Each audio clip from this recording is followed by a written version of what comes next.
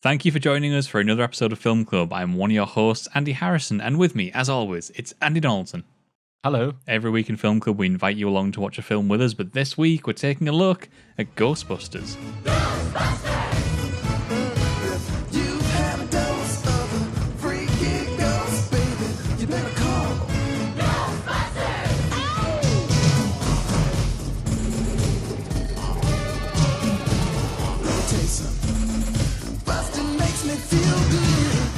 Three professors who are studying the paranormal and get kicked out from university. No. So what happens is they set up their own ghost-busting business and slowly rise to fame in their obliteration of ghosts. And then the city fucking implodes. It's really cool, really cool. If you haven't seen this already, then go and watch it because this is a legend in the film industry. I mean, you start off with that amazing soundtrack of like everyone absolutely loves. Ray Parker Jr. Yeah, exactly, yeah. It's directed by Ivan Reitman, which is interesting because it's actually written by Dan Aykroyd that I think we last visited him on the Blues Brothers. Yeah. And also Harold Ramis as well. Yeah, it's a film that really shouldn't exist in the way that it does. Like, the script of Ghostbusters went through so many changes. Like, it at some point, it was taking place in the future. At one point, it was going to be more about, like, very, very sciencey sort of stuff. At other points, it was going to be quite a scary sort of horror film. And it's still scary. You know, there's the classic story about how, like, at one point, it wasn't going to be called Ghostbusters because it was tied up in legal issues and they were fighting to get the name. So they recorded like takes where they would say Ghost Stoppers and Ghost Blasters. Really? While filming the actual film. I did not know that. You sort of hinted there the fact that Belushi unfortunately passed away and he was supposed to be playing Venkman. And it was, you know, Bill Murray who would later on come in and take over that role. Even that wasn't smooth. They weren't sure if Bill Murray was going to bloody well turn up at the time. Like, Ghostbusters is lightning in a bottle. It's just everything coming together at a certain moment in time and making what I think is one of the best 80s films ever. Everything was fine with our system until the power grid was shut off by Dickless here. They caused an explosion. Is this true? Yes, it's true. This man has no dick. Rick Moranis is brilliant. But his little dance when he says, if we start dancing, I'll get the dance floor. And he started dancing like that. And I was thinking, that reminds me of your dancing. And it was just like, it was shit like that just came together. That his character in itself is just, he's brilliant. Well, this comes from like that class of comedian that was so good at improv, but not improv in the way that we do it today. Improv today is often shot in a very safe manner, and improv today is often shot in a way that is sort of like, they know they're going to improv going into it, so they don't create the necessary structure and character work prior. And what these guys were doing at the time is so wonderfully sort of like funny. It's deeply witty, and it's also sort of quite endearing. It's endearing. It's almost accidentally under like creating character depth. That sequence you were talking about there with Rick Moranis, that whole thing was supposedly improvised.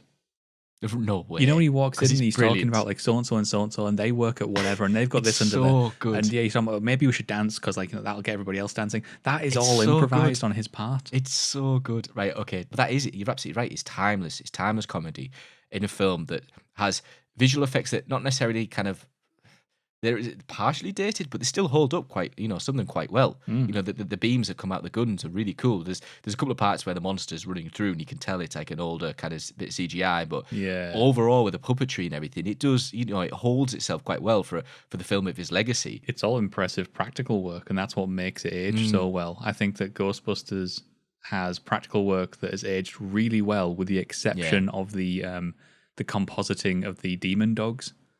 Yeah, I think exactly. Those are the things that let it down. Everything else works so well. Even down to like they're doing sort of compositing tokusatsu, like we talked about with Godzilla, but for Stay Puft at the end of the film. Like even that works really well. I mean, what more iconic scene than Stair Puff Man? I think you've even got a Stair Puff Man in your house, if I recall. Oh hell yeah! But, no, isn't it? Isn't it on that Film Club set? Yeah, I think he actually does live on the Film Club set at the moment when we're back in the studio. It's full of legacy. It's full of references, like going back to Ghostbusters. Let's say you were eager for us to review this because you love it so much. And as I said, I hadn't watched it in a while, and I'm so glad we revisited it because it's fun. It's endless fun, like Groundhog Day, but with a bit more kind of silliness and a bit less structure and a bit less kind of, you know, romance and everything. It's deeply fun. And Bill Murray is just, he plays Bill Murray. He's just the kind of wise guy, sort of wisecracking guy. You know, he knows what he wants. And it's quite cool how at the end he gets a bit shown up and he's like, shit, yeah, I got with a demon sort of thing. And they're like kind of take the mick. And there's a moment where he has when he's standing up to, I can't remember the name of the big bad. And he's standing up to the big bad and he's like, yeah, we will oppose you. And he goes, go on, mate. And he gets, what's his name to go across and, you know, take the lead. It's fucking brilliant. Are you a god? Ray, No. when someone asks if you're a god, you say yes. But that's it though. That's what I mean. There's moments like that, and I'm fucking howling with laughter. And it's rare that a film does that. Yeah, absolutely. And we know we're skimming over it, but like the thing that works for the most part about Ghostbusters for me is the four lead, right? Egon, Ray, Venkman, Winston. We've got Harold Ramis, Dan Aykroyd, Bill Murray, and Ernie Hudson. The four of them together are just the most solid composition of actors you can ask for in the most charming of scripts, because Ghostbusters at its heart, right? It's a story that is about going into business. You know, it's a story about a startup. It's not really about sci-fi. It's not really so much about ghosts, and it's not too businessy. But a lot of the problems that they face tend to be more business problems than they are like science fiction problems. And I love that all four of those feel like, in some ways, real characters. They're caricatures, right? You know, Egon's sort of ridiculous, but I love the first couple of minutes of this film, the first 15 minutes of this film, before we even get to the setup of the Ghostbusters. The first 15 minutes where you have Egon, Ray, and Venkman, who are all just friends, and they genuinely feel like friends. Fangs, you serious about this catching your goal?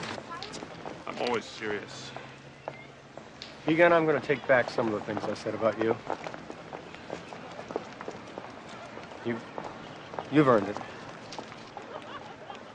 I love when they walk into the library, and the first thing that Bill Murray does is he runs over and he messes with Harold Ramis. Like he does that whole like pattering on the desk and slams a book down while he's listening through the stethoscope. And then there's that lovely line where Venkman says like, "Oh, this reminds you of that time you tried to drill a hole through your head." And Egon's like, "Yeah, it would have worked as well if you'd let me." Well, that's it. Oh. The chemistry is superb. I mean, look at the scene where they're buying the place to rent, and he's like, "Oh, it needs this, it needs that." You know, I'm asking for this and everything, and he goes, "Oh my god, have you checked this ball out? It's amazing. This place is perfect." And then Murray just like, Venkman goes over, and he's just like, "Yeah, we'll buy it." Yeah. It's the chemistry, it's the pacing, the timing of the comedy. It just all works so well with them four. The subtlety of it, where Bill Murray and Hal Ramis have that tiny little inflection that says like those two are on the same side trying to talk the price down until Dan Aykroyd just comes flying through and totally ruins the whole thing. I love it. One of my favorite bits is when Venkman gives Egon the chocolate bar as well, and he's like, "Go on, you've earned it." And it gives it that feeling of like in medias res, right? It gives the feeling of like this isn't the beginning of these people meeting each other, but they've had stories and they've had adventures, or they've had a history together, and that's what makes it feel so much more real. And it's one of the things that like the 2016 remake really missed. Those characters don't feel like real people, and they don't feel like they've got a real history together, and they don't feel like genuine friends. That's a really difficult thing to get in a film, and this just does it so succinctly. I've recently rewatching Stranger Things ready for season 4, and the kids there, and they got Halloween as Ghostbusters characters, and there's a funny little moment where Lucas goes, "Oh no, I don't want to be Winston. No one likes Winston," and it's like their chemistry, them four together, their chemistry with the characters in Stranger Things, it almost mirrors the chemistry of Ghostbusters, the original. And it's fucking brilliant. Poor Ernie Hudson. I loved him. He's the one that, he says when someone asks you to be a god, you say yes, and he fit in so well, and he's there, and when they're talking to the man, I've only been 2 weeks. This stuff's real. He has a fully. Lucas is wrong. He has a place. I love that he feels different to the other three. He's the working man. He's a bit more of a blue collar, whereas those guys are all doctors. But again, chemistry works. It really works. Genuinely does. And I don't know if you know, but there's this unfortunate, I guess, little history with Ernie Hudson, where he was apparently signed on at one point to have a much larger role, and it was when they eventually brought Bill Murray in to replace John Belushi, where they had to minimize Ernie Hudson's role. Oh, okay, I didn't know that. That is a shame. I don't know how I didn't know this until recently. December 7th, 1984. Ghostbusters releases and Gremlins releases. Oh, no way. They came out at the same time? The same day. Holy shit! What?